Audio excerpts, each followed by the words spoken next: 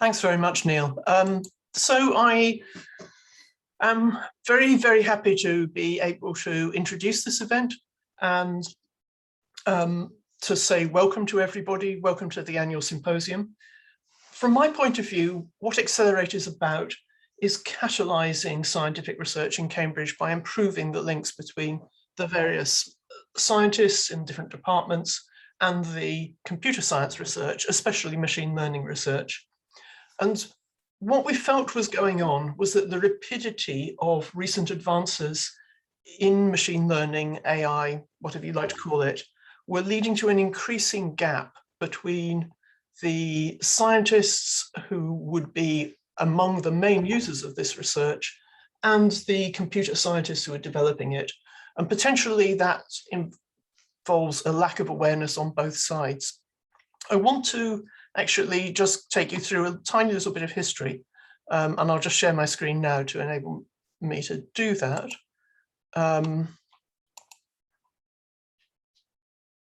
Here we go, I hope. Right, can you see a screen? Assuming we can see that fine, Anne. Yeah, it's perfect. Good. Sorry, what I want to talk about just very briefly is a little bit of history, because the computer laboratory was founded in 1937, in a sense, to do exactly what we're talking about now, but with a much earlier technology. So the computer laboratory was founded as a way of working with mechanical devices for speeding up computing for science. And this is what we were talking about, pre-electronic computers, basically lots of Meccano. This is the so-called differential engine. And it was designed for speeding up scientific calculation. And essentially the first computer that was built in Cambridge, the EDSAC, was really designed for this purpose. Maurice Wilkes, who led the team, had very good ideas, very good knowledge of what the scientists of the time needed. And it was, we claim, the first practically usable stored program computer. Now, I'm not going to go into the details of why we claim exactly that, but effectively, it was the first computer that any university or any other organization had, which allowed scientists to actually use it. And it ran at the incredible rate for the time of 650 instructions per second. For those of you who know about computing technology, you'll know that that's utterly pathetic by today's standards. Any mobile phone or other device is running millions of times faster than that. But at the time, that was a game changer. And it enabled the scientists of the time, the physicists, astrophysicists, chemists, and so on, to run their experiments so much faster than would have been possible with those hand calculators. And this has been directly linked to at least 4 Nobel Prizes that were awarded to scientists in Cambridge at the time. It's important to recognize that it wasn't just hardware. It was the infrastructure, if you like, the whole setup that was involved. And that all had to be developed. There wasn't anything to start off with that allowed you to sort of just say, okay, I'm going to put a new piece of hardware in there. There was an entire set of infrastructure that had to happen. And this is a queue. This is a job queue in the days of the EDSAC. And obviously nowadays, queues are not people queuing, but this is the first type of queue. And it's a whole load of scientists basically queuing up with their paper tapes in order to be able to run their programs. So in a sense, this is what the department, which we tend to refer to as the computer laboratory, was all set up to do. But I want to say that it's not quite so well known, but it wasn't, in the end, it wasn't just that it sped up existing calculations. People right from the beginning realized the potential of computers to help them develop new types of theories. And I'm talking about computational linguistics because that's my own field, so I know about the history. And this extraordinary woman called Margaret Masterman set up the Cambridge Language Research Unit, CLRU, in 1955 to work on, to develop the field of computational linguistics. And at the time, that was very, very important. And one of the first things that they did, in effect, was to develop a notion of distributional semantics, which nowadays is the sort of thing that you would know as word embeddings. This was the work of Karen Spark-Jones, who's on the bottom line at the left there. But it wasn't just that. They were really, really influential. And the three people at the bottom are three of the first winners of the Association of Computational Linguistics Lifetime Achievement Award. So it wasn't just that the computer lab was speeding up hardware, it was developing new computational theories in science, assuming you're going to join me in thinking of linguistics as a science. But so what we've got here is a transition which happened sooner or later in different fields through just thinking of computing as speeding up calculations, through finding patterns in data and predicting, modeling and so on, to actually developing new theories and new types of theories. And in a sense, that's where I think we are now. We're in the stage where computation, AI, machine learning, is getting to the point where we are talking across the board about developing new theories and new types of theories. And yet the rapid advances in machine learning, in computer science and in the sort of typical computer science industries, have led to a gap between the possible technology and the usable technology from the perspective of the scientist. So in a sense, we're back where we were in the 1940s. Education is part of what we want to do in Accelerate. Conventional undergraduate and postgraduate courses are not enough at the moment with this rapidity of change. So a very large part of what Accelerate is doing is education, but education in this broad sense, where it's not just, some expert tells somebody what to do, but there's an interaction between the machine learning people and scientists, scientists becoming machine learning people, and machine learning people becoming scientists, becoming experts in particular topics. And finally, I want to mention methodology, the challenges of taking machine learning research into the real world. The analogy being, with that queue of people that I was showing at the beginning, this whole sort of, it's not just about the maths of the machine learning, it's about how you actually use it in a correct and proper way.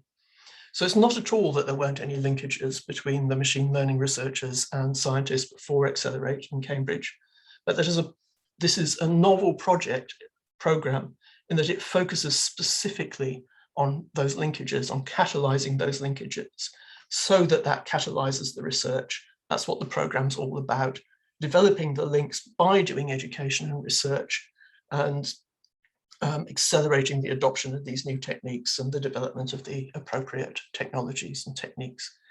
So this two-way process. That's all I have to say. I will now hand back to Neil to tell you more about what's going on. Thank you, Anne. I really enjoyed that, and I really enjoy whenever we talk about the history of the department, and particular that angle of enabling Nobel Prizes, which is to a large extent, it's quite intimidating, but it's quite inspiring that we're at the type of place that can do that, and particularly also enjoy the sort of downstream effects from that. So the central gentleman that Anne showed as one of the ACL prize winners was Yorick Wilkes, who's my first head of department in Sheffield. So moving from what the department has done in the past and what the computer lab's been able to do in the past, a lot has been said about the potential of AI to revolutionize how we live, work, and relate to each other. So while the popular press might be filled with the achievements of machine learning algorithms in important domains such as object detection in images, machine translation, and speech recognition, there are still many open questions about how these technologies might be implemented, both in science and in the wider world. So machine learning is being used in many areas of science, and there have been already impressive successes, some of which we'll explore in discussions today. And these high-profile successes can act as beacons, inspiring researchers to pursue ambitious projects at the interface of machine learning and the sciences. But in recent years, we've also seen a range of ways in which AI can fail when it interacts with real-world systems. raising questions about the design and deployment of machine learning algorithms that interact with the physical world. If we're going to achieve our ambitions for AI and science, we need to design AI that can interact with the physical world, and we need to put these cutting-edge AI tools in the hands of the scientists.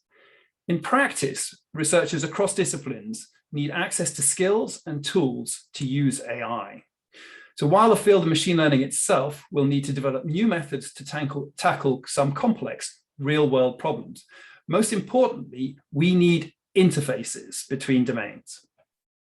Our ambition is that the Accelerate program can build the bridges we need to achieve these outcomes. The program is supported by a donation from Schmidt Futures, a philanthropic initiative founded by Eric and Wendy Schmidt, and is developing these 3 areas of activity, as Anne already outlined. Research. We're developing a research agenda that develops and applies cutting-edge machine learning methods to scientific challenges. Teaching and learning, the education agenda that Anne talked about. We're creating a pipeline of learning opportunities to help PhD students and postdocs better understand how to use data science and machine learning in their work. Engagement. Fundamentally, Accelerate is trying to build a community of researchers working across the university at the interface of machine learning and the sciences, helping us to share best practice and new methods and supporting each other in advancing research. And this meeting today is a core part of that community building. Our hope is that with this meeting, we can explore the frontiers of AI for science, the ways that AI is already being deployed for research, and the actions needed to create AI tools and collaborations that work for researchers. It's so important when you look back at that queue and the interaction of people and the design of that early EdSac, that what we're doing, we're learning just as much from the scientists as you're learning from us in terms of the machine learning technologies. And that's a key aim for today's meeting, particularly the unworkshops. So what's on the agenda? So in a moment, I'll introduce our first session on the frontiers of AI for science, which will explore one of the highest profile successes we've seen in the use of AI to tackle scientific challenges. Indeed, I would argue further than that, one of the highest profile successes we've seen in the use of AI, full stop. After this opening plenary, we have 3 breakout sessions, each examining the potential of AI through a different lens. A discussion led by Ramit Debnath from the Department of Architecture and Judge Business School will be looking at the use of AI for sustainable design and development. A discussion led by Marcus Kaiser from the Computer Lab and Yeva Kaislaskarte from the Department of Engineering will look at the deployment of AI technologies and how to make AI work for real-world applications. And a session led by Sarah Morgan, Challenger Mishra, and Bianca Dumitrascu, all fellows from the Accelerate program, will consider challenges at the interface of artificial intelligence, science, and maths. We want to hear from you during the day about what you think about AI at Cambridge, what Cambridge's strengths are, what our aspirations should be, and what role Cambridge can play in helping share the benefits of AI across sectors and across the UK. To gather your views on those topics, we have a short survey that we'd welcome your responses to. Lucy will be posting a link to that survey in the chat now. So you can either click on the link or use the QR for mobile devices, and you'll be taken to a brief survey on Mentimeter. Your feedback will inform the development of a wider piece of work on AI at Cambridge, further details of which will be published soon. Let us know what you think. We'll publish a short summary of the responses after the event and use them to help shape forthcoming activities. But without further ado, we're going to move on to our first session, where I'm extremely excited to welcome Pushmeet Kohli. So Pushmeet is head of AI for science at DeepMind, and his current research interest revolves around intelligent systems and computational sciences. He publishes in the fields of machine learning, computer vision, information retrieval, and game theory. And he's also been a leading figure in the development of AlphaFold. Welcome, Pushmeet. Now, before we start our conversation, our intention is really to get a lot of questions coming from the audience. So if you do have questions you'd like to raise, and you can start putting them in the chat as we're chatting, I'm going to keep an eye on the chat for what's coming in. You can steer the conversation in the directions you'd like to hear. And we'll try and make sure that the sort of things you're curious about come up in this conversation. But I'm really excited to have this conversation because Pushmeet have known it. We were talking the other day, I think since 2004, but we've done many different things. And to start the conversation, Pushmeet, I'm personally really interested in not just the story of AlphaFold, but I think a lot of this is about personal stories and what people have done themselves. And I find I myself, again, a lot of inspiration from hearing and seeing what people like David Mackay did at Cambridge when I was a PhD student. So I want to steal an opening question from the Talking Machines podcast that I co-host with Katie Gorman. And so it's Katie Gorman's opening question. Pushmeet, how did you get to where you are today? Okay, so thanks, Neil, first for having me as part of this really wonderful meeting. I think science is something is a field where which we are all sort of hoping that we will be able to make more progress and in our small sort of way. And I'm particularly sort of excited that machine learning and AI is beginning to sort of play an important role in this area. So I think this question of how did I end up being where I am? I mean, it's a sort of a series of accidents which happened, and so I'll go into that series. My background is in computer science. I studied computer science when I was an undergrad, and it just so happened that when I was finishing my undergrad, some researcher from Microsoft Research who was looking for interns sort of contacted my department and said, ask them to nominate sort of students. And at that point of time, I was not really sure whether I wanted to go into research or what I wanted to do in the future. What year is this, just to check? This is like late 90s. Late 90s, yeah. And so it just so happened that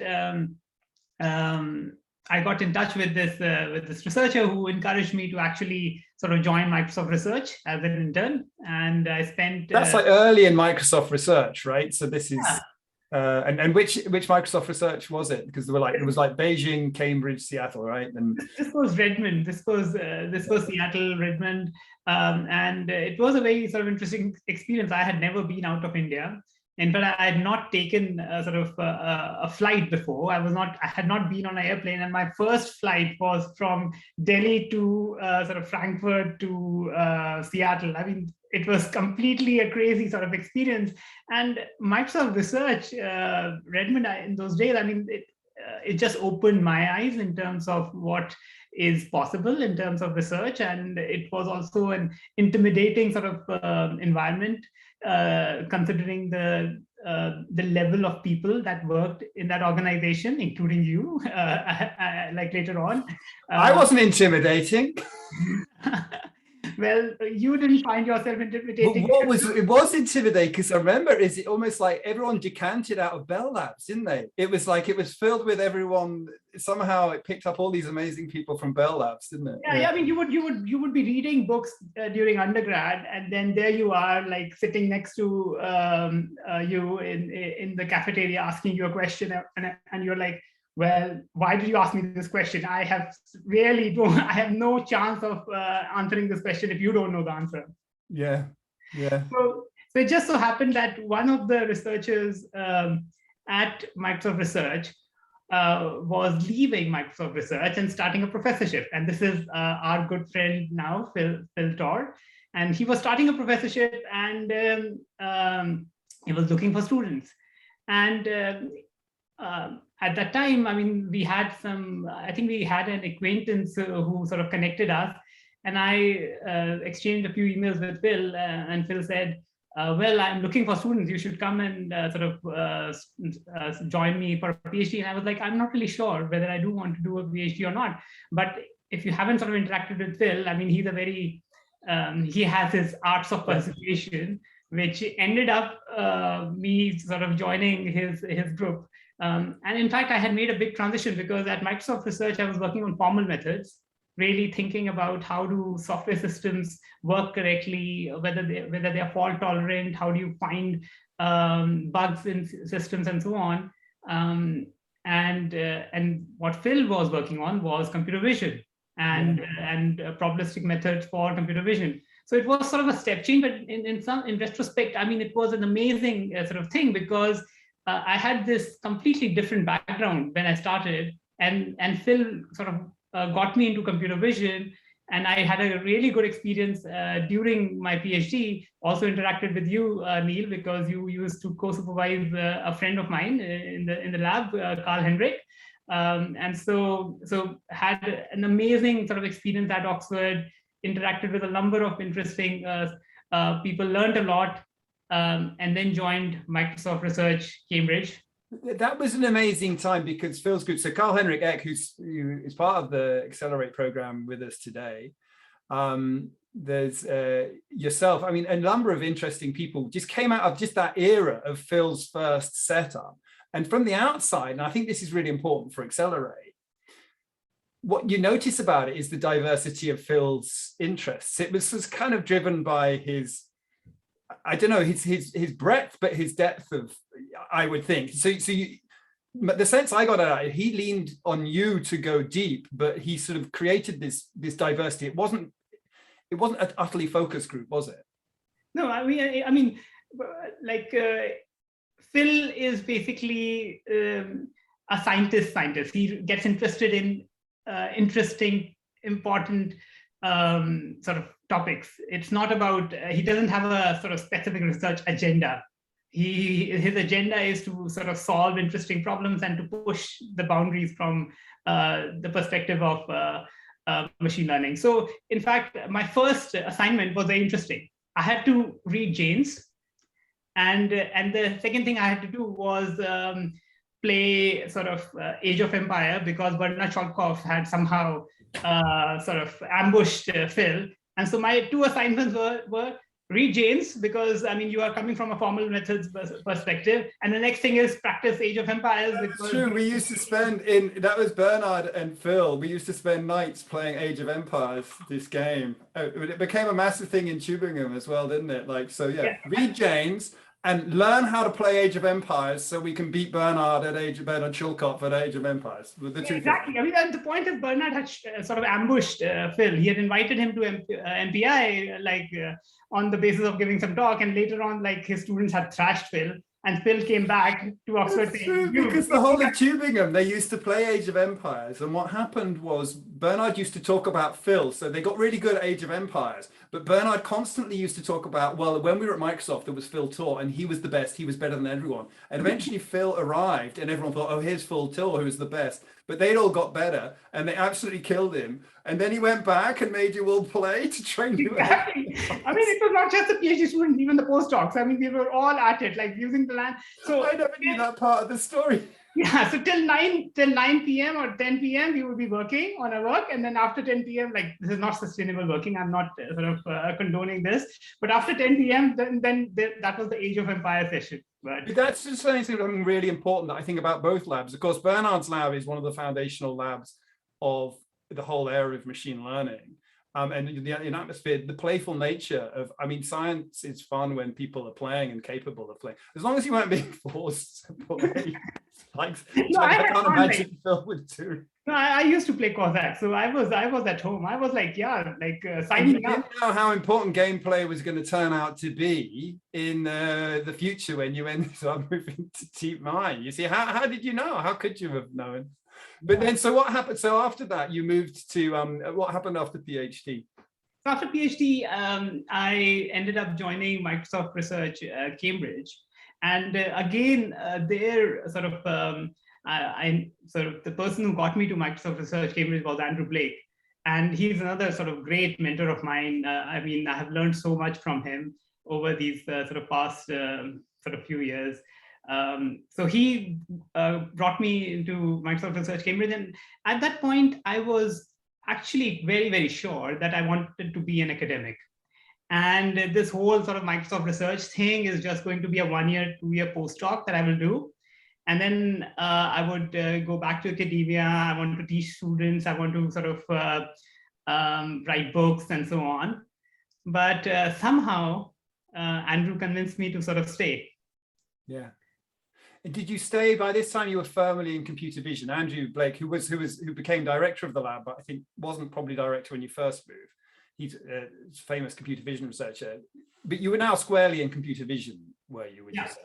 So I was again sort of.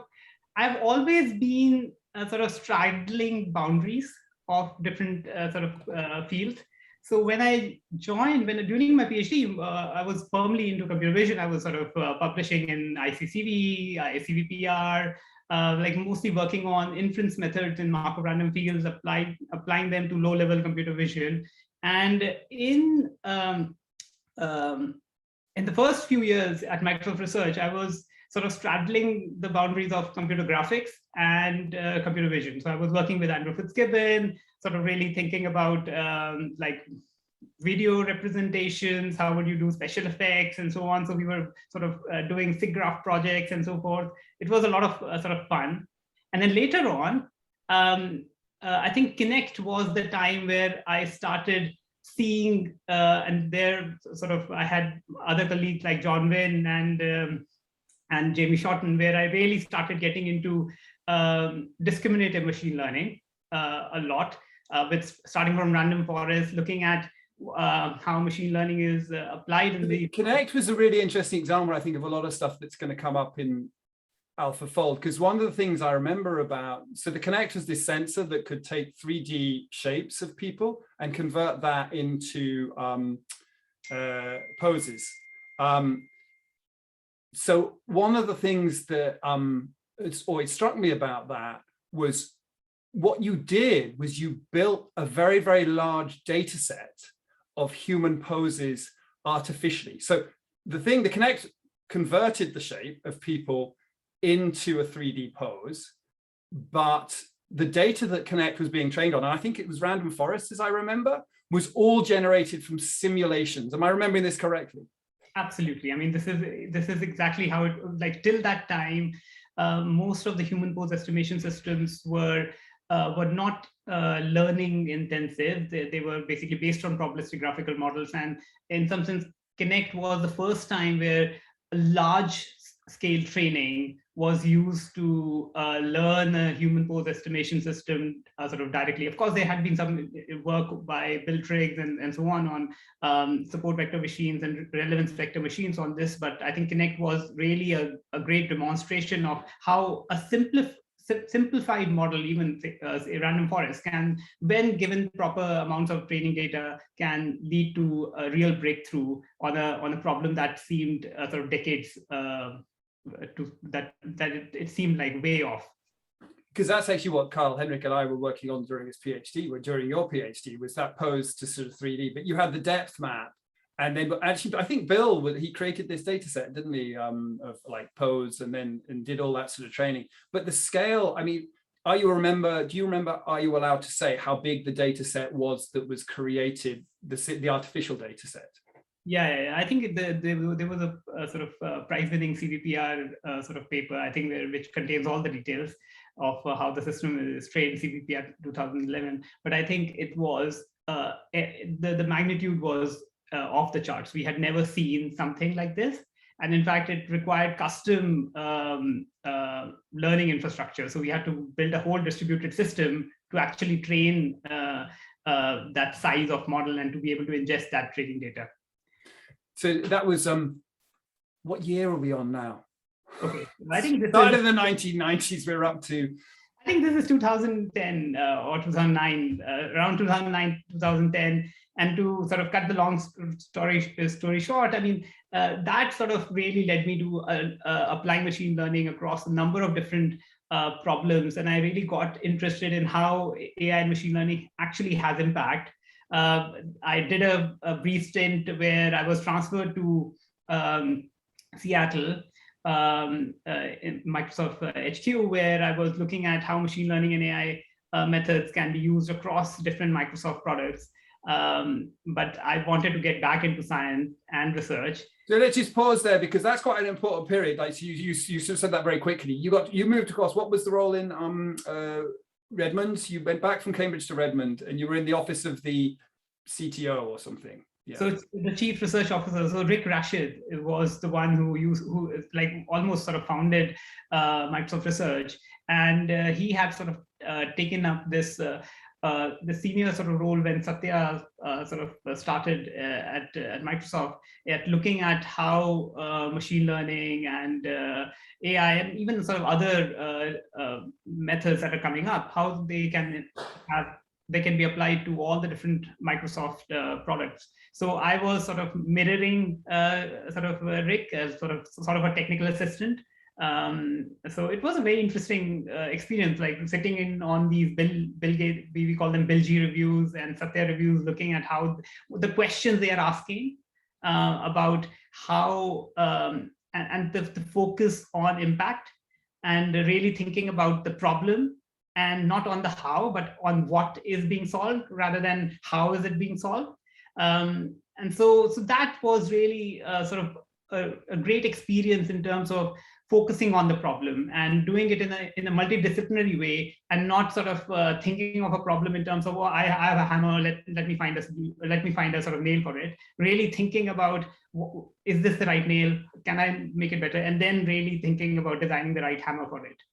I think that's fascinating, because I mean, I found my time at Amazon really, really useful for that. Flipping the whole thing on its head. Look, that's the actual problem. Like as machine learners, we try and produce these things that we say are just going to solve everyone's problems. But when you flip the thing around, it's quite a different approach. And I'm sort of curious about, I'm going to come back to this because I want to sort of get you spent that time and what had happened to your academic career ambitions is what I want to go to, but I want to come back to how that focus on the problem has helped in terms of what you're doing now. So, but we've lost that thread. What happened to the academic career? So now Pushmeet's hanging around in Seattle with Bill Gates, and you're no longer being an academic. Have those ambitions disappeared completely, or? I was still doing research. I was just doing two jobs. I mean, and my wife was not very happy with me during that time. But I was just, I mean. For most of us scientists, I think this is not it is not like a job, right? It's like something that you do anyways, right? So I was during that time I was getting really interested in neural networks, in representation learning, in disentangled representation learning. How can you use machine learning for and combine them with formal methods, which was my original sort of background? Can you do machine learning for program synthesis? Can you sort of write programs? So I did a bunch of work on program synthesis during that time. I did a bunch of work on representation learning, interpretable sort of representations. So all that fundamental work on machine learning and representation learning sort of got me even more excited about the impact that machine learning and AI can have. And so at that point, I was like very, very it was very clear to me that I need to basically now focus, and I really need to focus on machine learning and AI. And I've been sort of playing around with in all these different areas, in formal methods, in computer vision, in graphics, and so on. But like I really need to sort of this is something which can have a large impact, and I need to focus on it.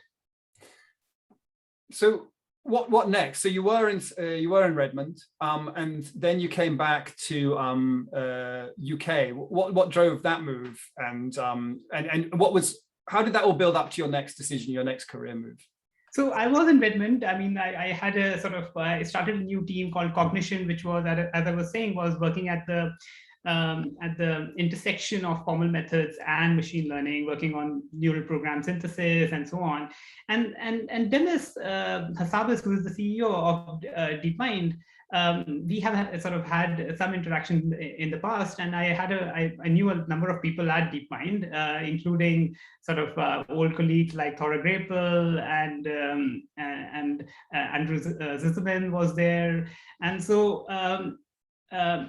I think if you haven't sort of spoken to Dennis, I mean, when he talks to you, he's very convincing. I mean, I have seen many, many leaders and have come across many leaders, but in terms of conviction and clarity and the love for science, I think like Demis is in a different league. He's in a different category. So it's very easy once you sort of talk to him to be completely convinced. I'm like, where do I sign? I need to basically join whatever you are doing. So that's yeah, he's extremely charismatic, intelligent, and passionate, and I think that those things combine together in that way. But up until that point, I mean, where are we now? What year are we on? So this is like 2016, 17. 2016, 17. So I guess up until that point, like DeepMind had done a few things, but it was mainly known, I guess, for AlphaGo and the games playing. So can we talk a little bit about that? There's a great question from Harry in the chat, which was, games seems to provide a nice space for people to push ML paradigms. How did that influence you? So he goes on to say, can you talk a little about why DeepMind seems to place games on such a pedestal for ML problems, and what is the thought process behind this? And I kind of think I know the answer. I think I know how Demis sees it, but I'd like to hear how you see that and how that's going to feed into the science you end up doing. Yeah, so I think there are two sort of aspects that that actually fascinated me. When you start looking at the data, when you think about the problem-specific view of research, you think about generalization. I mean, that's the number one keyword that comes to your mind. How does my model generalize? It's not about basically how does it perform on some test set, right? Of course, that's the important thing. But how would it perform on future test sets, right? And you really start thinking about the axis of generalization and what are the sort of concepts that the system is actually sort of internalizing and exhibiting. So there were sort of two elements to it. One was DeepMind's focus on games gave it two important sort of characteristics. One on competencies, to really think about what is a system capable of, what is the competency that a system is capable of, and then secondly on systematically testing generalization. And doing it in a very, very thorough way, more than anyone has done in the past, because at the end of the day, the system, you will put it out there and the world champion will actually sort of try to break it. So it's not like it's not like you're trying to get 98% accuracy. It goes far beyond that. It's like 100% and some. Yeah, you want the move to be, the game move to be better than right on average. It actually has to, yeah. And as we know, like famously, Lee Sedol lost a game against AlphaGo, and it made it when the machine made a wrong move because it was an area it hadn't explored before. But then it's interesting. So, and you know, you don't have to repeat the pitch that Demis gave you, but at the time we can see the thread from Connect in terms of simulating data to games, but now with reinforcement learning and sort of simulating data. Did you join in the anticipation of wanting to work on those games, or was this a matching of minds in terms of these new areas of science that you were going to go into? How was that panning out? Yeah, so while I sort of like games as a training setup, I'm not very passionate about like sort of solving a specific game. So that was definitely not the motivation for joining. It wasn't like when Phil said you need to play Age of Empires. It wasn't like Demis said we've got to beat this world champion at Go. You all need to play Go all evening and train. No, it wasn't like that. No. It wasn't like that. I think what was very interesting is what Demis sort of conveyed to me was the focus on real world impact. That intelligence, we are not trying to solve intelligence in a vacuum. We are really thinking about how does machine learning and AI actually has impact in the real world.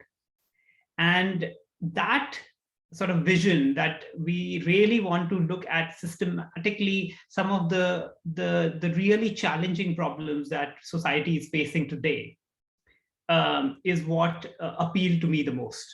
And at that point of time, you have to take that with of course, at that point of time, there was no public, I mean, there was some public work from DeepMind, like the data center work and so on. But DeepMind was still known for the AlphaGo work. That was the sort of biggest thing till that time.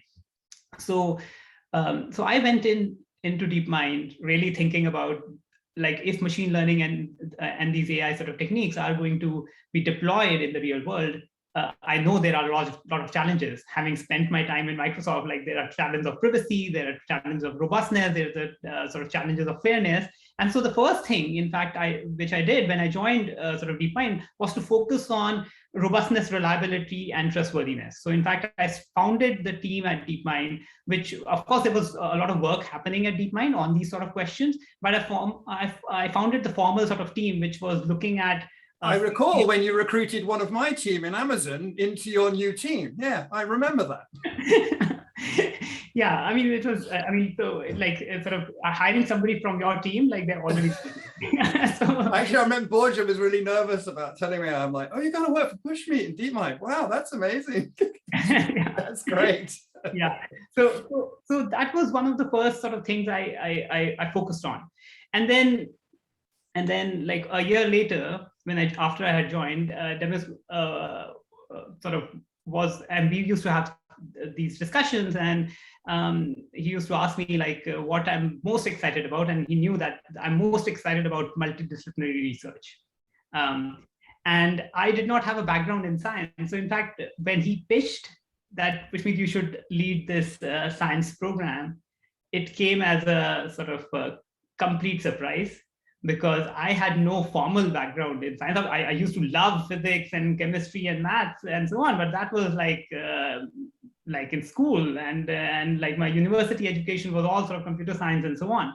So I thought that this is like the job which was perfectly designed to have imposter syndrome, because you are supposed to be talking to all these really eminent scientists having done who are doing sort of really good work in all these areas, and you're supposed to see how machine learning and AI can sort of make progress. I mean, it's sort of a very challenging role, but that's how it sort of came about. It was completely sort of Demis and Koray, who is the VP of research at DeepMind, sort of asking me to take up this role because of my focus on multidisciplinary research. That's so interesting, because I think it's really interesting to hear you say that, because it's something that we try and say a lot within Accelerate program, that this is actually really about multidisciplinary research. But I'm wondering how that then panned out for you. You've got this, so what next was it obvious, oh, let's go for protein folding? Was it like, what's the go of science, or did you start a process of talking to scientists? So that's fine, you've agreed to this job. How do you go about that how did you go about that in your daily life, and which pieces of that were most successful in determining the direction that you went in? Yeah, so there was already sort of work happening, again, sort of organic work happening within DeepMind, protein folding as a project. We had already started working on it because, like, Demis himself sort of knew about it, and there was a small sort of team which was already working on protein folding.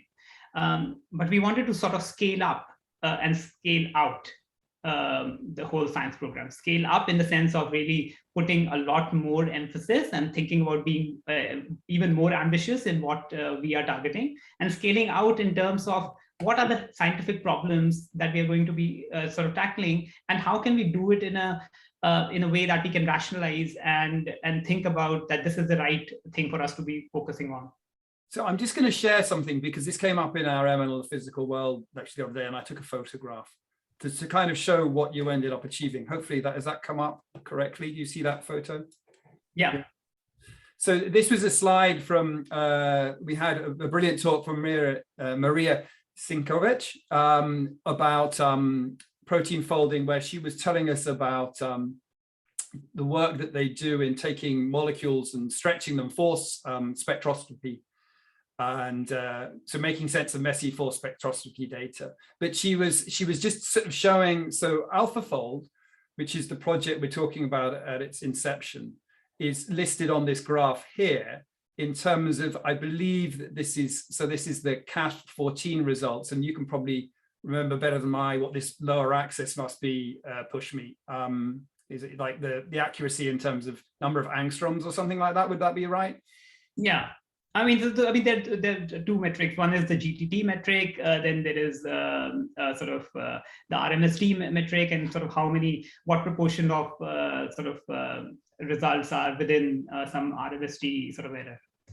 So what is just shocking about this graph is that this is a large community. So I think this one that's coming second is from the Baker Lab, and David Baker. I met him at NeurIPS, and I can't remember the year. I should have double checked, because he gave a talk at our main machine learning conference probably around 2010, I'm going to guess. It was certainly when it was in Vancouver, and it was all a lot smaller, and has been doing this work for many, many years. The thing that Marie was making, the point that she was making, is these are all the other competing approaches that are mainly based on the physics of if I'm, and again, we'll get onto this, Pushmeet, because you'll know this much better than me. What we have at the top here is AlphaFold is how much better it's doing. And I think what we're going to move on to talking about, and how you start sort of constructing that, is the sets of techniques that you end up composing together in order to get that performance, because that is a shocking performance. And I don't think, I'll take the plot down now, but I just was so struck by this. So actually there's, and Marie's got it all in her slides, that there's the traditional approach is energy minimization based on first principles. So understanding how molecules interact, or long chain molecules interact, and knowledge-based approaches. And then what you do here is, well, as you'll explain, I think you integrate that. There's hints of what's going on in game playing and what went on in developing Connect in the techniques you use here. And I think we're going to spend some considerable time talking about that. But I just wanted to highlight that because it came up in our machine learning in the physical world talk. That's just me photographing that slide in the lecture. And the other aspect to it, so Demis came up and he gave a very prestigious lecture in the LMB recently, and I saw him for lunch the day afterwards. And what really struck me is he was excited because he'd met all the students, the PhD students in the LMB, who were now saying,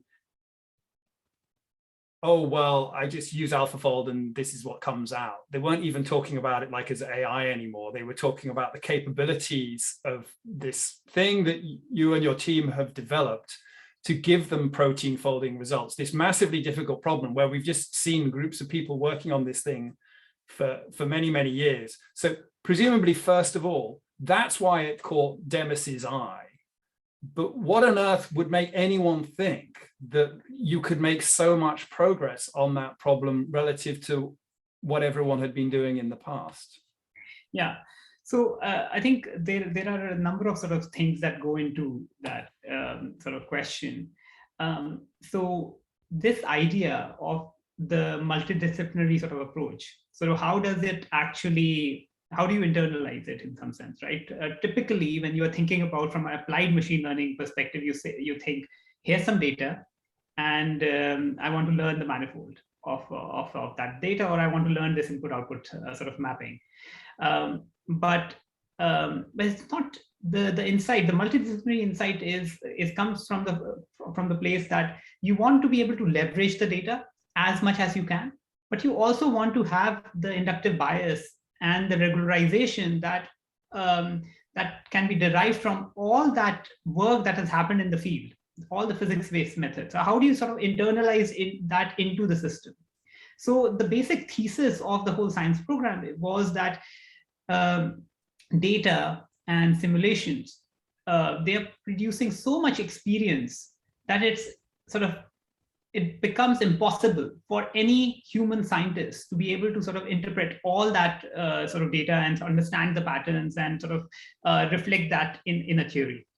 And so there is this need for machine learning and AI systems to extract the relevant pieces from that data, but not to just do it in isolation, but to also leverage all the work that has happened till now in understanding the field. So what AlphaFold is it's sort of the architecture of the neural network. So in some sense, the regularization, the implicit regularization that the architecture sort of enforces, the inductive bias that the architecture enforces, sort of it encompasses some of the physics that was already sort of known, and sort of combines this with whatever insights that we can get from the data. And I think it was clear to us that if you look at the machine learning systems that were being used for this problem, they were very far from really truly leveraging all the physical insights. So there was a lot on the table to be sort of leveraged, but of course, like I need to give credit to the team, like John Jumper, who was the lead for the project, and it was a true sort of collaborative project. It was a very large team which worked for a lot of time to actually get that level of performance. So let's just step back from that for a minute and sort of just ask the question, why is protein folding hard in the first case? Because in some sense, I mean, we know all the physics, don't we? We understand the physical laws that determine it. There's nothing sort of beyond our understanding of there. So what makes it a difficult problem, given that we have this physics already? I mean, the issue is that while proteins are sort of are like small, not small molecules, but they can appear in so many different configurations. Like the number of configurations is sort of countably infinite, in the sense that there is this combinatorial explosion that happens in the number of configurations any sort of protein molecule can be in. And so it's the same sort of curse of dimensionality that we see in many different areas of machine learning. That how do you explore this whole combinatorial space, and how do you reason about this whole sort of combinatorial space? And in this particular case, it becomes even more complicated because you're dealing with real valued positions for each residue of each amino acid sort of residue. So the space is so large that it's extremely hard for a system to be able to sort of explore all possible configurations. And the sort of techniques people were using in the past that David Baker, the thing that David Baker spoke about at Europe's was the crowdsourcing of this, and the time that they had these screensavers. And so I guess what they were doing, that they were trying to explore the energy landscape and find minima in that energy landscape that represent but they're doing it on a purely physics-based approach only. And I don't know, in my head, something akin to simulated annealing, make moves on the protein configuration, see if that made it lower energy. I'm sure it was more sophisticated than that, but is that roughly where we're at? Yeah, so like the technical work was happening in this way, but there was in parallel this citizen science project that was created in terms of the folded game. So there was a game in which humans were asked, here's a protein, can you find the structure? In fact, Demis was at MIT where he came across this game, and he was like, yeah, this looks like an interesting game. So this is like sort of the prehistory of AlphaFold, in the sense where the original sort of motivation came from was Demis actually seeing the folded game, saying, well, if humans can do it better than these simulated annealing based methods, then a machine learning or AI system should be able to actually do much better, based on the experience we have had so far. And it is, and now I sort of want to bring in going back to AlphaGo, because, and actually I'm always curious, like how much of it is planned like this, because you see the same sort of thing in AlphaGo, don't you, in terms of like the number of configurations of states of the Go board is, more than the number of atoms in the universe, or whatever thing we like to say. And there's a certain amount of existing data from games that people have played, but you also have the capability to sort of simulate games, and in that case, get the computer to play each other. And there's a bit of a parallel here. Is that fair to say that the computer in the end is capable of learning much more about Go, and when it plays Lisa Doll, it actually even plays a move that no human would ever have known about, and that's a much studied move now. Is it the same rough idea?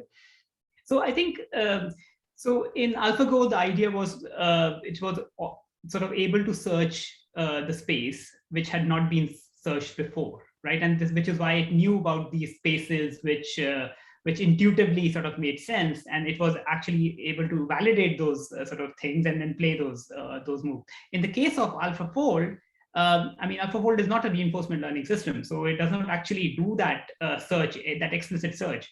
What it has been able to do is say, let me learn from all the sort of data that is already available, but now do it in a way which actually is guided by the physics of the problem. And I will basically ensure that the physics of the problem is induced in is encoded in my reasoning system, right? So the architecture, the AlphaFold sort of architecture is internalizing what computations that it needs to do, and those computations need to be somehow mirroring what physics would have done. So, in some sense, it was a much better regularizer and inductive bias that was incorporated into the model, which sort of really led it to leverage the best out of the data. So that makes a lot of sense. So you're sort of trying to build, I mean, in machine learning, we have models, we try and introduce inductive bias in those models, but it's often quite hard to introduce that physics. And there's a great question from Lily that, you know, so I presume you tried a number of things here, and Lily said, talk about some of the things that you tried to do this that perhaps didn't work before we sort of go into sort of what did work, because one can imagine a few different ways to doing this, and it doesn't mean they're not going to work ever, but so what sort of things do you go about trying when you're doing this? So in fact, like a good thing that I should highlight. So our system in Cas13, so the AlphaFold 1 system, the version 1 of this sort of AlphaFold was evaluated on Cas13, and it actually performed really well. But that system, or how it worked, it took the protein sequence and then tried to make predictions about contacts, residue contacts, and sort of this co-occurrence matrix saying what is the distance between different residues. And so once that prediction is done, then a second sort of component sort of took over, which tried to find a structure which was consistent with that distance matrix, right? And that performed really well. It was the top performing sort of method in CASP, the evaluation, the assessment in the 13th version of the assessment in 2018. And when we, like as we know, like in machine learning, there are errors that are introduced by that two-level system, and the guiding sort of principle is that you always need to do end-to-end training. You should ideally hope to do end-to-end training to make sure that those errors do not hurt you later. So when we tried to make that one sort of end-to-end thing work, it started off with a much lower baseline, right? Because here is this two-module system that in some sense is now winning in Cas13.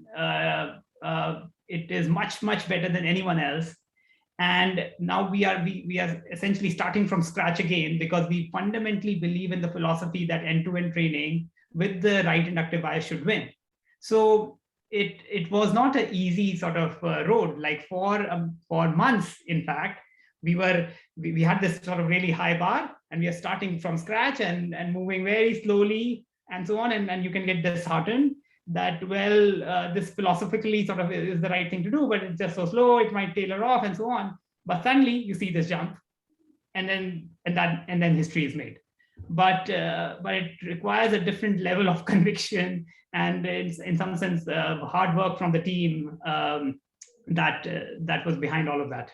So let's break that apart a bit more. So you're talking, the initial approach was that you can classify whether an interaction is valid or not. You build machine learning systems for that as a separate task.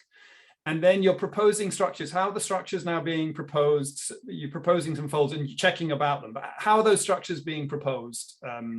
They are proposed now by just doing sort of gradient descent, right? Or some form of restarts, right? So once you know that these two residues are in contact or are close to each other, then you try to find the structure, but that structural work is done by an optimization algorithm. So you are doing sort of continuous optimization over structural space to get to sort of a structure that is consistent with these distance constraints.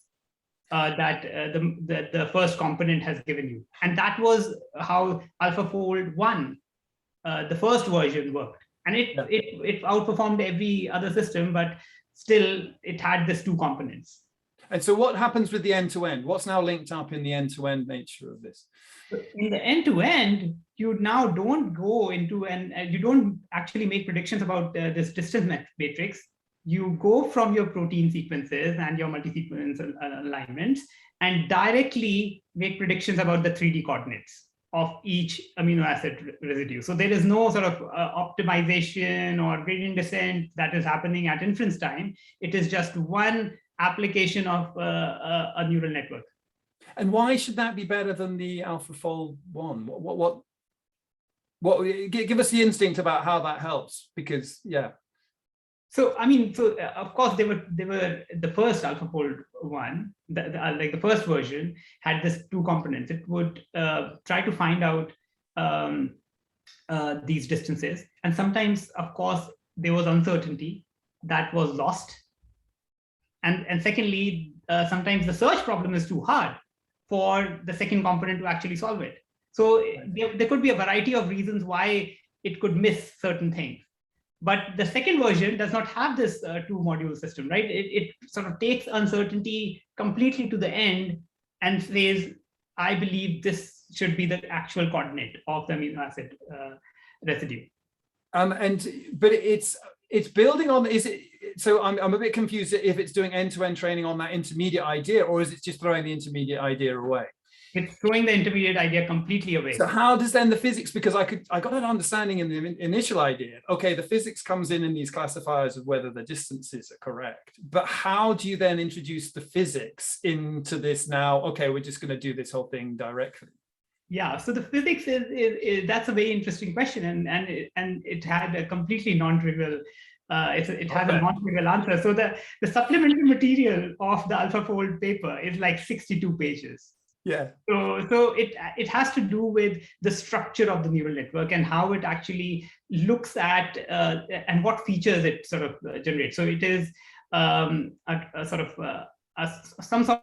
of a transformer sort of network, which is actually looking at where it needs to look, and its sort of features are inspired from physical interactions, right? So it's looking at I need to be looking at sort of my neighbors, and they should inform sort of my placement.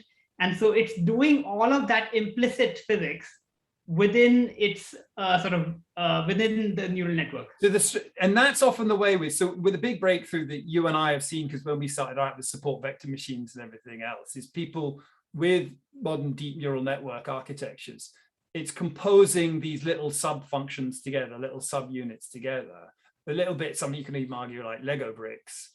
And you can use a lot of imagination for how you do that. And this transformers architecture you mentioned is a way of ensuring that there's localized information being incorporated. So really it's in that architecture that just like, so in convolutional neural networks, which opened up computer vision to us, it was like translation invariants and these little submodules there. It's the same sort of trick, but being applied for thinking about proteins. Is that a good way of understanding it? Actually, if you think about convolutional networks, right? Convolutional networks need an ordering, right? So you need a sort of, you can sort of apply the same convolutional kernel across this order, right? In a protein prediction problem, you want that relationship, that neighborhood is actually dynamic. You don't know it when you start off, right? Because it's associated with the fold. Exactly, because it's associated. Because the protein can fold over on itself, like it starts out with these two parts apart, but then they fold over and they're interacting in that way. Yeah. Exactly. So residues which might be very, very far off in your sequence might end up being very close in 3D. Yeah. How does the neural network take that 3D interaction into account?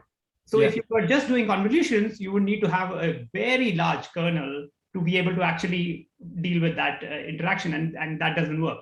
Yeah. So what you need to do is basically have a sort of a network which is able to incorporate the neighborhood in the 3D sort of sense, and has to reason about what is the right neighborhood in a It's like a two-stage thing. It's got to sort of try and look at this string and sort of fold these, realize it's got to fold those concepts, and then realize that that is a neighborhood. Yeah, it's a chicken and egg problem, so, but it does it in a refined manner, right? So it sort of keeps on repeating this process until it thinks, okay, now I've got it. Yeah. So I find that fascinating, and I want to relate it to some of the other stuff that's happened with transformers, because transformers have sort of driven this sort of language processing revolution. And okay, so here's my analogy between what's the similarity between protein folding and language folding, right? So in both cases, you're trying to convert so in the protein folding, you've got a 3D object that's being unfolded into a string and needs to be refolded.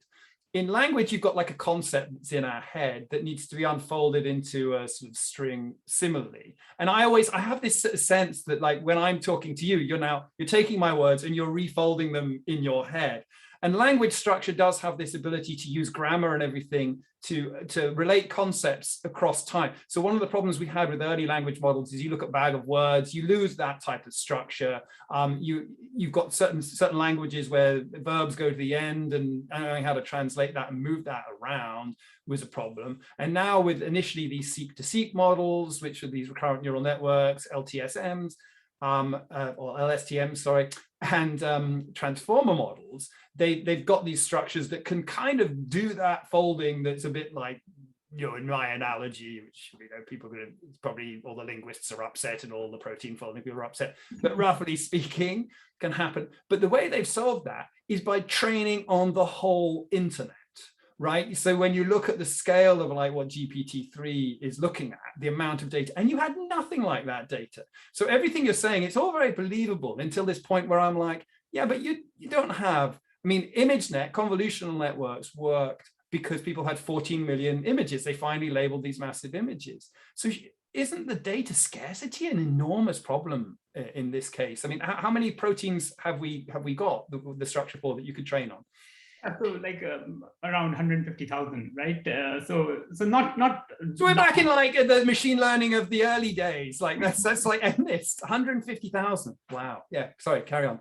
And it just shows that it is a non-trivial machine learning problem. That generalization that you're sort of trying to recover is you really need to take a multidisciplinary approach to this and bake in your inductive bias that you're baking into the architecture needs to be quite strong, because it's not as if you're working with a billion sort of samples and anything will work. You really need to be thinking about how the model's computation space and prediction space is carefully sort of crafted so that it leverages the data most effectively. I find it kind of mind-blowing. Also, this thing you're saying about like the time it takes, because that's also a characteristic we associate with very, very large data sets. But something presumably quite different is happening here. But I want to go to there's a question from Marie, which we should definitely ask, because that's her slide we showed earlier. It says, how can you address prediction of structures and structural ensembles that are underrepresented in the PDB, e.g. intrinsically disordered proteins? And I think that this is also going to relate to something that I want to ask you about, is how do you know when the network doesn't know, which I think you know what I mean there, but yeah. How does that play? That's a question from Marie. That's a very good question, Marie. And in fact, and in some sense, Neil is actually a good person to ask this sort of question as well, because he has been working on the whole topic of uncertainty. And I think one of the sort of underappreciated things about AlphaFold, in fact, is the level at which it is accurate in estimating its own uncertainty. So I think in some sense, one of the key breakthroughs of AlphaFold was how good it was in terms of its uncertainty prediction. And I think making sure that the uncertainty is calibrated, and knowing when it has sort of made a mistake or when it's uncertain, was one of the key things that we had to work really carefully on. And that was there are a lot of technical details that have gone into that part, but I think extremely important when we work on machine learning and for the sciences, but for any sort of application in the real world, that level of uncertainty is considered carefully and thoughtfully. So I feel I've also stolen a little bit of Marie's question, because that's one part of it. And then I guess the other part that's in there is, but how can we improve it if they're not in the PDB? And presumably, and I'm not an expert on this, but I know that certain proteins are harder to crystallize than others. Presumably there are areas of the database that are really underrepresented, yet you kind of really want to improve prediction there. So you get the uncertainty initially, but what's the way forward in reducing that uncertainty? Marie, do put in the chat if I'm getting the essence of the question right. Yeah, so I think so there are certain forms of generalization that we are already sort of seeing, that, for example, membrane proteins, right? Generally, they are harder to to think about from a structural perspective, from structure determination methods. But AlphaFold is quite good at it. When we have sort of looked at membrane proteins, like you would imagine that they would be harder, but somehow the model has learned to generalize well in that part of the space. Now, of course, proteins which are intrinsically disordered, when we did actually, so this is not, so after AlphaFold was released, so researchers who were working on disorder prediction took AlphaFold, ran it on disordered proteins, and found that its uncertainty measures were a better predictor of disordered regions than the disordered predictors themselves.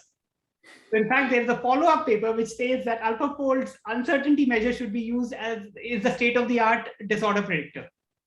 This shows you like how good the uncertainty measure was. And now, how do you resolve it?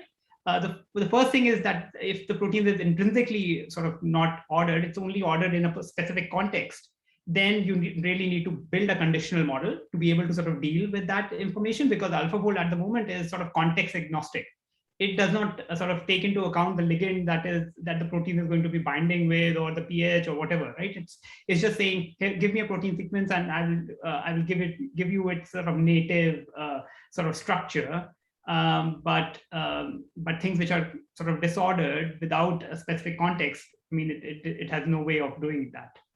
That's like the definition of knowing when you don't know, when your measure of not knowing becomes the new measure of when we don't know in general, as it were, if that made sense. There's some great questions on physics, but Paul has just come into one, which I think is really, really interesting question. So this is Paula Garcia Galindo.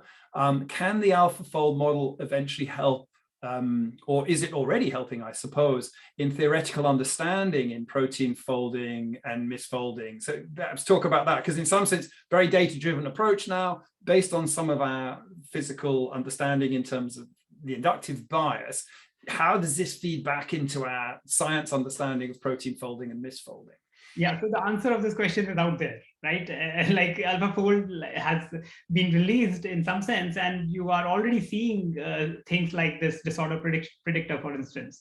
In another example, sort of researchers use AlphaFold to to make predictions about protein-protein interaction. So that's not what AlphaFold was trained on. But somehow, even if you give it two proteins, and they basically hacked it by putting a linker which would sort of wrap the protein, and they found that AlphaFold was very good at actually sort of finding the structure of these protein-protein complexes. So let's just unpick that again, because this is really important, right? So protein-protein interaction is like how protein's the building blocks, and then the interactions is like how life is communicating in itself, and critically important in drugs and everything else. So what do? They just put the two sequences in. Yeah, so they said, I want to find the structure of this protein complex, right? Yeah. So AlphaFold is only trained on single proteins, right?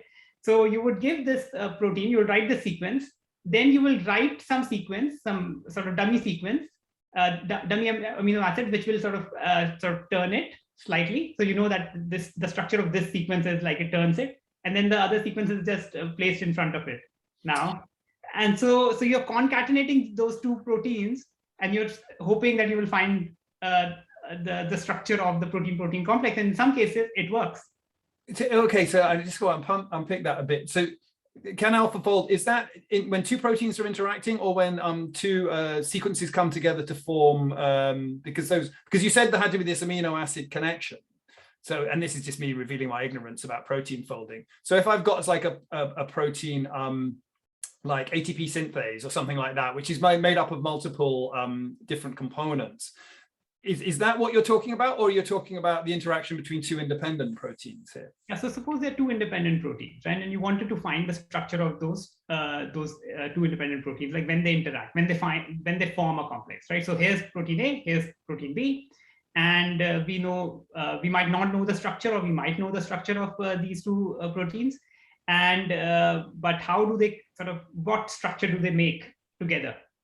And is that because the sort of underlying what the neural network had to sort of learn, given the constraints on its architecture, is really like, well, so yeah, my knowledge, we're all within the limits of my knowledge. In fact, my son's just started first year chemistry at Imperial, and he called me up last night because he was having to solve Schrodinger's equation. So I'm basing some of my sort of understanding on that. And one of the things he told me is, Dad, that the covalent and ionic bonds are not actually totally independent. There's this whole sort of continuum of ways of things bonding. And I guess that's quite a complex space, I presume, that you can't solve analytically with Schrodinger's equation. But somehow AlphaFold has learned the feel of that space. I'm probably getting it all wrong, in the protein folding there that's going on, and therefore, as a result, because it's not going to be ionic or covalent, but the equivalent bonding, and that is applying across proteins as well as within proteins. So there's a sort of exploiting a bit of a generalization there. Is that the right sense? Yeah, so I mean, you can imagine that maybe in the evolutionary history, or in some of the proteins, these two proteins or some parts of these proteins appear together. Yeah. And it is utilizing that information, which nobody knew was implicitly embedded in that data somewhere, but it's able to sort of extract it and then reason about the structure of how these two proteins are going to come together. I also sometimes wonder, I mean, one of my first thoughts was, to what extent can you do theory with some sort of adversarial network type approach, where you're using AlphaFold as the classifier to sort of, I don't know, help you design new molecules or things like that? Is the work like that out there, or is that a bit much? AlphaFold in the loop in terms of protein design. Yeah, that is definitely, there are now there is work that is coming. It will come with its own sort of developments, like because the space of design proteins is further away from natural proteins. There will be, of course, challenges in making sure that the mapping actually works in that area. But yeah, all these things now become possible because you have such a system at your disposal. And the amazing thing about that system is it's sort of available to everyone, right? So with EBI, you've made this whole thing, just anyone can go and do it right now. Yes, absolutely. I mean, and in some sense, like if you think about the impact, like one of the things that we were very conscious about, and the team was very conscious about, is how do we make sure that this has the right impact in biology. And it's impossible in this particular case to sort of actually consider the impact now. Like, having seen people sort of use the public collab that we released, it's just amazing. Like, for the system to actually be deployed, and the next day, like folks in Japan and folks in sort of Singapore and folks in sort of Africa and Brazil are all using. And one of the interesting things that I have sort of encountered is, in many developing nations with advanced sort of research ecosystems, researchers had access to sort of structure determination techniques. So biologists who are working on certain types of proteins would send in to their sort of local synchrotron and sort of and get a structure. But that was not an option available to researchers, say, working on neglected diseases in Africa or in Latin America. And now they have this tool which with which they can actually find the structure. So this democratization of research that can be enabled using these kind of methods is, I think, that is something that is amazing to see. I love that, because I think it was something that, and you probably remember the numbers, but one thing Demis told me is, the number of hits, independent, like located hits, users of AlphaFold, and whatever the number was, it's like 2 or 3 times the total estimate that one could have of structural molecular biologists in the world. So it's being used beyond its sort of initial core target, I think was the sense of that. So, I mean, a couple of other questions that have come up that I think is sort of super interesting, but this is quite a hard one, because I think this is perhaps what the whole of Accelerate is about. But Chengzi Cheng says, is there any general guideline to integrate physics or domain knowledge into machine learning? So, you know, you've seen a number of things, but so what's your advice on that? I mean,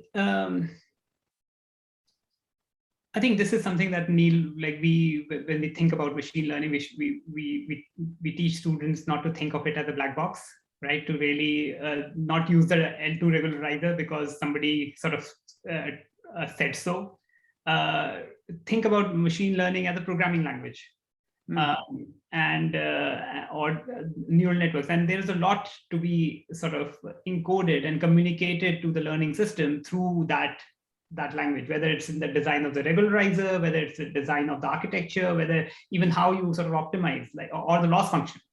And so this information can be incorporated in many different ways, right? In the loss function, in basically the design of the architecture, in how do you do data augmentation. I mean, there are so many different places. And I think if students and researchers are exposed to the language of machine learning rather than the tool, or just here's a box of machine learning, here's SVMs, and here's sort of your neural networks or convolution network, then I think it becomes easier.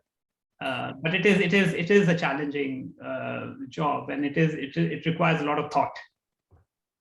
I think that really relates to what you said at the beginning about the interdisciplinary nature of this, because that thought also cannot or will not typically happen within one individual. In order to do this at the level that you managed to do it with AlphaFold, you have to have deep experts on the machine learning side working with deep experts on the protein folding side closely together.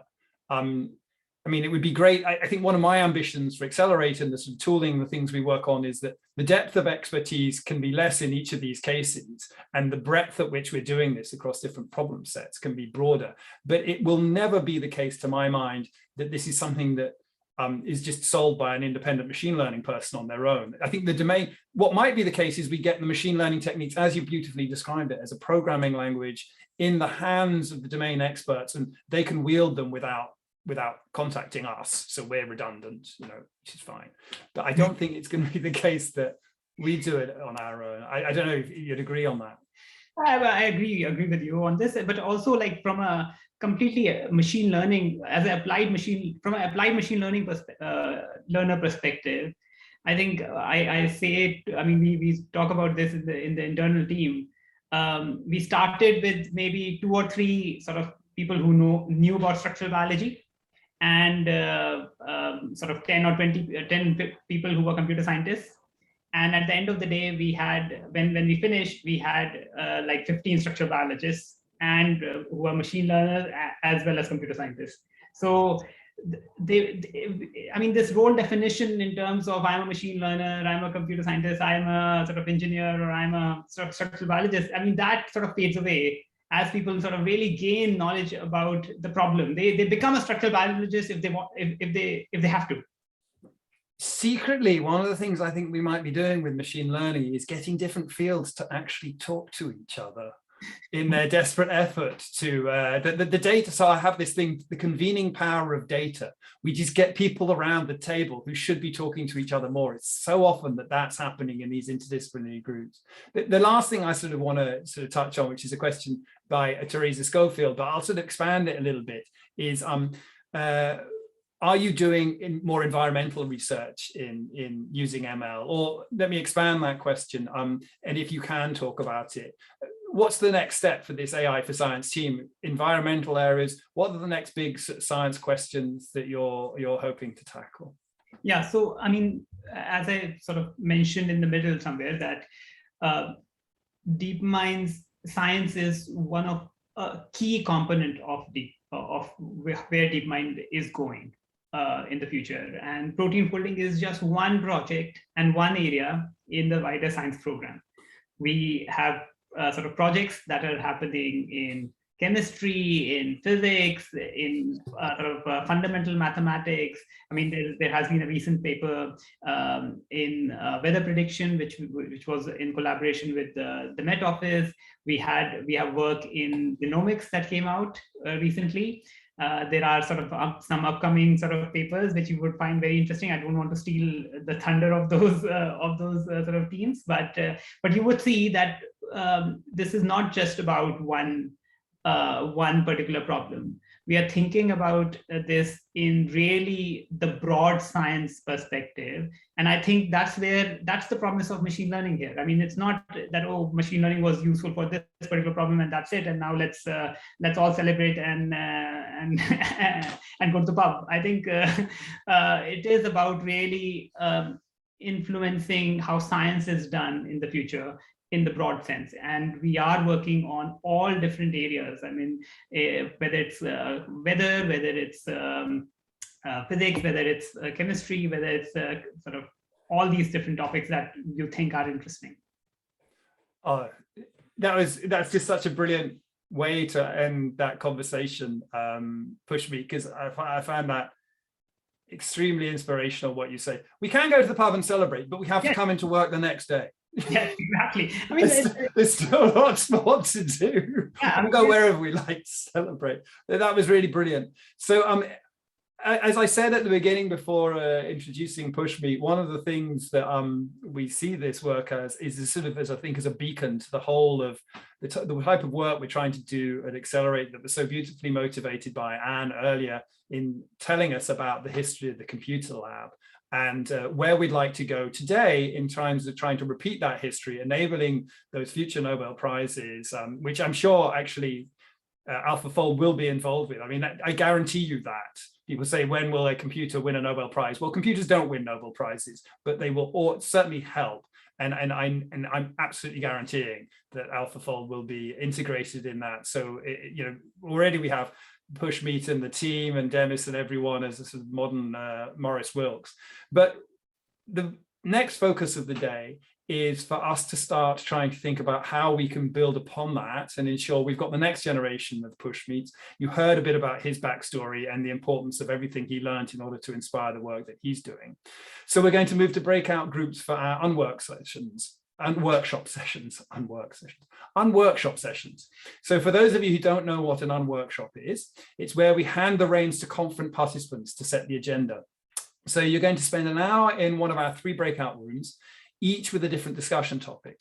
We have a session for AI for Sustainable Design, led by Ramit Debnath, a session on challenges for AI in science and maths, led by Challenger Mishra, Sarah Morgan, and Bianca Dumitrascu, and a session on AI for real-world challenges, led by Marcus Kaiser and Yeva Kaisleskarte.